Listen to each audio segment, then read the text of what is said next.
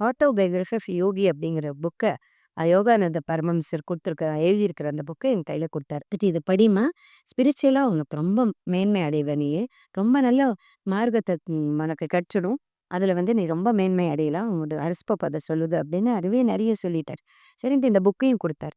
ரொம்ப சந்தோஷமா நான் வாங்கிட்டு வந்தேன். This is my gift for you அப்படின்னே சொல்லி கொடுத்துட்டார். ஏன்னா அந்த ஜாதகத்தை பார்த்து அவ்வளோ சந்தோஷமா இருக்கு. அதனால புக்கு ஒரு இதை கிஃப்டாக கொடுத்துட்டாரு. எனக்கு ஒரே ஆச்சரியமா இருந்தது. என்னடா அது இவருக்கு வேண்டி போனது எனக்கு எனக்கு இப்படி சொல்லாது அப்படின்னு சொல்லிட்டு சரின்னு வாங்கிட்டு வந்துட்டேன்.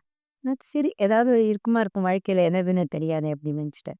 அப்புறமா அதுக்கெல்லாம் முன்னால் நாங்கள் சென்னையில் இருக்கும்போதே கூட்டு குடும்பமாக இருக்கும்போதே வந்து எனக்கு தோணும் எப்போவுமே இந்த மாதிரி பிரச்சனைகள்லாம் இல்லாமல் ஏதோ ஒரு வருஷத்துல நம்ம மைசூர்ல எனக்கு ஏதோ ஒரு பொக்கிஷம் கிடைக்க போகுதுன்னே சொல்லிட்டு இருக்கு. ஏதோ ஒரு பரிசு எனக்காக காத்துட்டு இருக்கு அப்படின்னு ஒரு வாய்ஸ் சொல்ற மாதிரியே இருக்கு.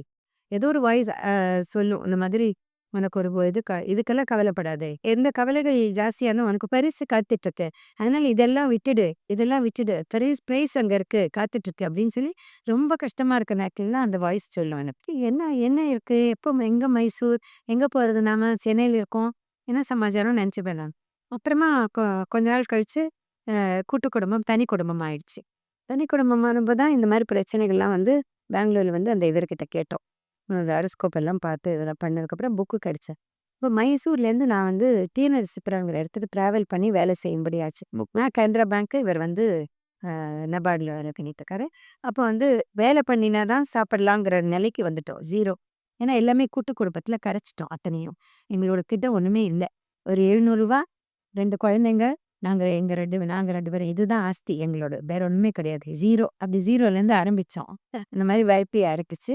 அதுக்கப்புறமா மெல்ல மெல்ல இந்த மாதிரி மைசூருக்காக காத்துட்டே இருந்தேன் நான். பெங்களூருக்கு வந்துட்டோம். சரி மைசூர் கிடைச்சோம்னு நினச்சிட்டு இருந்தோம். மைசூர் கிடைச்சது ட்ரான்ஸ்ஃபர்.